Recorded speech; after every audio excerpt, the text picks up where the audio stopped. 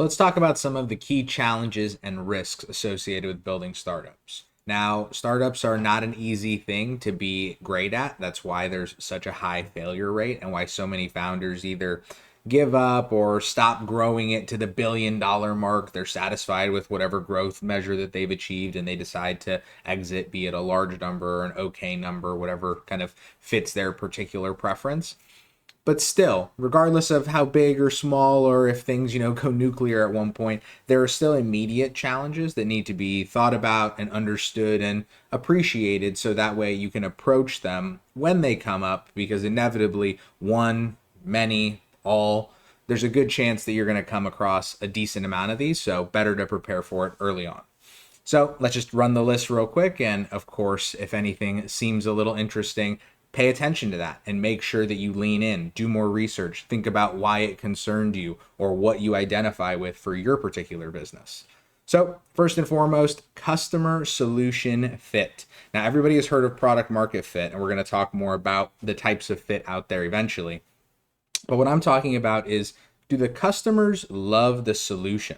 Do the customers use the solution? Do the customers get the solution? It sounds silly, but it's very easy to have a full and complete 99% understanding of the product and of the solution and of the problem and everything you need to do. But then when you put it in front of the actual end user, they don't get it. They don't understand. There's a misalignment that to you looks small, but to them is enormous. And ultimately, if they don't get it, it's not that they're right, but it's just that you have to deal with the ramifications of them not getting it. And if that means no sales, no revenue, upset investors, that's a problem. That's a risk. So really making sure you have that fit between the solution and the customer, whether it's the features, the function, the messaging, the structure, whatever it might be. Next is the financial. It's hard to secure funding, and it's also really hard to manage money well. Hard to manage your own money if you're putting hundreds or thousands in your business. Definitely hard to manage millions and millions, especially when you've got investors with very high expectations on you. So recognizing I have to get comfortable or at least be willing to deal with numbers, to deal with fundraising, to deal with asking people for money, strangers, talking to them, pitching them, trying to sell them. These are things that regardless of how amazing I am at them or not amazing, I have to get comfortable with and figure out a way to get through them successfully. Next is team dynamics. Startups, both when you're raising money and when you're growing them, are built by the team, and they're not very big teams. So one wrong hire, one wrong energy, and it can really make things difficult. And the chances of you having a 100% smooth experience with all team members, co-founders, advisors, investors, contractors, interns, you name it, is 0%. Zero. There's going to be a fight. Someone's going to quit. There's going to be some drama. There's going to be something. Acknowledge it. Be okay, air quotes, with it.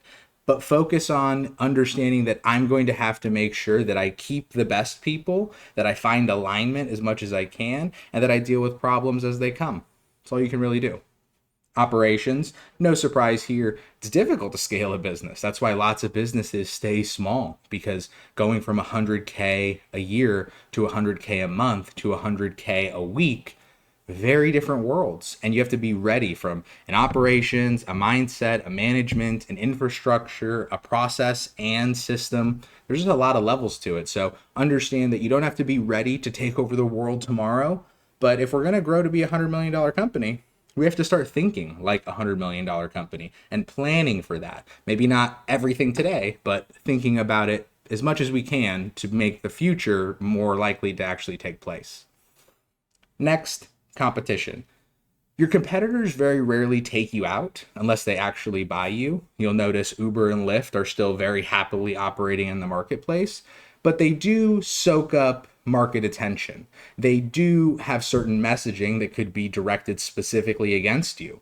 They can have an impact, and more than anything, they are a way that the consumer is going to have an expectation within the market. They're going to understand what's going on, and you're going to have to navigate. And sometimes they have more resources. Sometimes they have more capital. Sometimes they've been in the business for 5 years longer than you have, but you're identifying a new gap in a new way, and you have to answer of how you're going to beat Big Brother. These are hard things. They're not unconquerable, but they are things that need to be thought of, understood, managed, and appreciated in that way. Second to last, legal and compliance. Do not miss the small things. Do not forget about the licenses. Don't forget about protecting your intellectual property. This is your copyrights, your trademarks, your patents, your trade secrets, anything that protects you, that keeps you, your product, your solution, your team sound, you should make sure is done, especially when it comes to things that can require fines, fees, potentially really annoying messages from very large three-letter organizations like the IRS or the SEC or whatever it might be. Just do what needs to be done and hire a startup specific attorney. We'll talk more about that. Last but not least, reputation. This is on the brand and on the individual, especially in the early stage, because when you're building a business and it's day one and it's just you, people, whether it's people in the event, your mentors, your advisors, your investors, they're going to look at you and they're going to look at what you and your business do.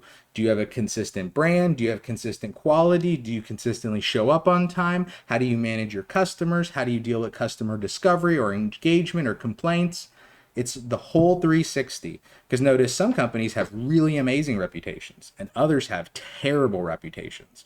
It's not a surprise, and you can clearly see the distinction between the two. So recognize that just like a person, companies have that same distinction, and you have to work and think and begin as early as you can, day one, to make sure that reputation is built in the way that you want. So hopefully here you see, it's a small list, and of course there's many, many more, but these are some big challenges, risks, nothing that will stop you, but things that can certainly annoy, things that can certainly get in the way, and also things that can, in large part, be avoided if you do things properly. So hopefully this helps you think through it, and give it a Google and give it some more thought, especially if any of these things strike you as, oh, we're especially good at customer solution. We really understand it. It's like, how certain are you really? And if I brought up legal and compliance and you immediately cringed, maybe that says you should do some more reading on the legal and compliance that's relevant to your industry to make sure you do it right, because you don't get a chance to do it right in the past. You get to do it right now.